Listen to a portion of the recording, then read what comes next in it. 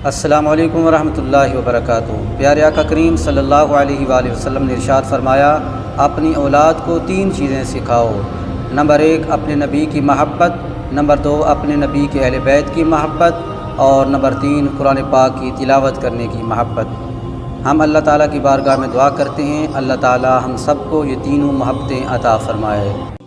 صرف بندے کے پاس پیسے کا ہونا رزق نہیں ہے، بلکہ نیک اولاد، اچھے اخلاق اور مخلص دوست بھی رزق میں شامل ہیں۔ دوستو، برائی اور بھلائی دونوں برابر نہیں ہو سکتے۔ قرآن کہتا ہے تم برائی کو بھلائی سے دور کرنے کی کوشش کرو، پھر دیکھو تمہارا جانی دشمن بھی تمہارا جانی دوست بن جائے گا۔ کریم آقا صلی اللہ علیہ وآلہ وسلم نے ارشاد فرمایا، جب تمہاری اولاد 7 سال کی ہو جائے تو اسے نماز پڑھنے کا حکم دو، اور جب 10 سال کی ہو جائے تو نماز کی پابندی نہ کرنے پر ان کو تادیباً سزا دو۔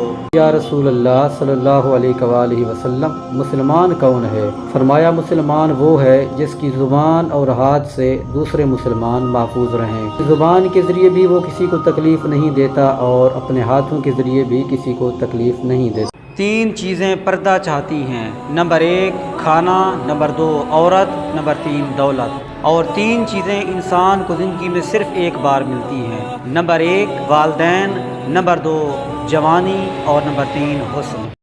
کریم آقا صلی اللہ علیہ وآلہ وسلم نے فرمایا، 3 کام کرو اور آسانی سے جنت میں داخل ہو جاؤ۔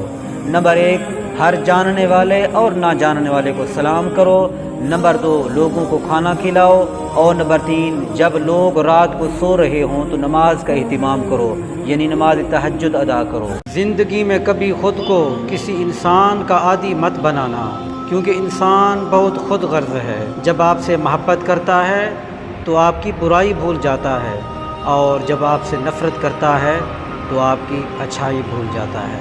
3 چیزیں ہر ایک کی منفرد ہوتی ہیں، نمبر 1 صورت، نمبر 2 سیرت، نمبر 3 قسمت۔ 3 چیزیں انسان کے حافظہ کو مضبوط بناتی ہیں، نمبر 1 مسواک کرنا، نمبر 2 روزہ رکھنا، نمبر 3 قرآن پاک کی تلاوت کرنا۔